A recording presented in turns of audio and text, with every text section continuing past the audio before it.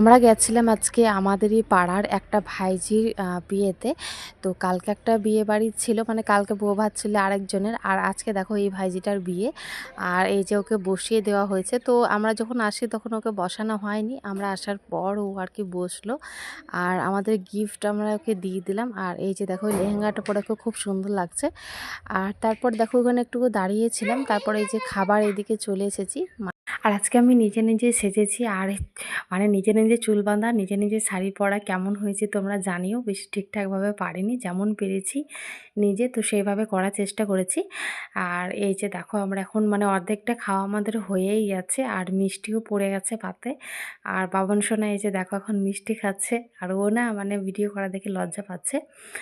আর এবার আমরা চলে যাব আর কি। তো ওর সামনে মানে নাচ হচ্ছিল, তো এখানে দেখো দাঁড়িয়েছিলাম, আর এখানে বাবান সোনা নাচ করছিল। এই যে দেখো এটা হচ্ছে ওর জেঠু, ঠিক আছে। তো এখানে নাচ ছিল, আর আমি এখানে কিছু ভিডিওর জন্য আমি ভিডিও করে নিলাম, পরে কালকে পোস্ট করব, তোমরা দেখতে পাবে।